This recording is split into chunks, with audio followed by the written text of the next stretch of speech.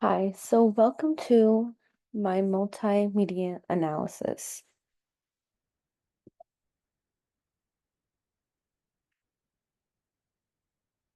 So to begin with, I'm just going to give an overall introduction of the YouTube video, which is the dark side of nursery rhymes. So the whole video is exploring the dark origins of classic nursery rhymes that mostly everyone knows and have heard since childhood. So this includes like Humpty Dumpty, London Bridge, Ring Around the Rosie. In the video, there are both voiceover narrations, on-screen text, and visuals, which creates a really interesting video. So to begin with, one of the first principles of the multimedia is coherence principle. So the main idea of this is of the video itself is exposing the hidden meanings behind nursery rhymes. So Ring Around the Rosie and Mary, Mary. So in order to support what is being said, they show visuals to match. Um, for example, for the Black Death, that equals the Ring Around the Rosie.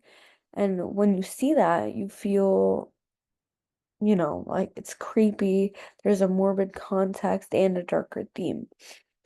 So in the coherence principle, it's saying how these things should match. So what you're um saying, like what's narration is being said, there should be accompanying visuals which match what they're saying. So if I was gonna say like um the Plague was such a bad thing that happened, it killed so many people, I wouldn't show rainbows and unicorns as a picture. I would show something that matched the theme of what I'm saying to what the viewers would be seeing. And in the video, this is what they did, where they showed this. This is a screenshot from the video of Ring Around the Rosie. It showed the statistics of the Black Death and the plague, which matches and is in accordance with the coherence principle.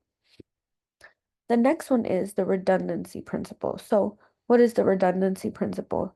It's where people learn better when information is presented through narration and visuals without redundant on-screen text that repeats the narration, as it can overwhelm the learner. So, it's when there's just too much going on. There's just constant repetition of stuff. And this video does violate this principle because there are so many on-screen texts and it just matches word for word what the narrator is saying.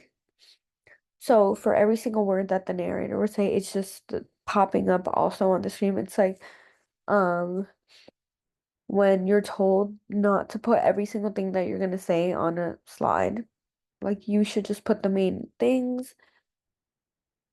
And this was not done in the video. For example, in Baba Black Sheep, the exact words that the narrator was saying, it was also being displayed onto the video, which is a lot for the viewer, because there were also images in the background.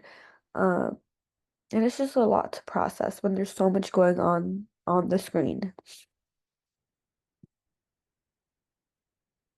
And third, the voice principle. So, the voice principle is where people learn better when information is narrated using a human conversational voice rather than a machine generated or overly formal voice as a natural tone or like a human tone. It helps to connect with the viewer or learner more.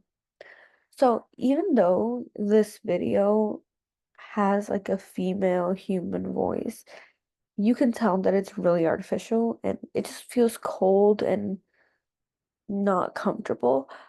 But in my opinion, I feel like since the content of the video itself is so like creepy and it's supposed to feel like that, it matches pretty well.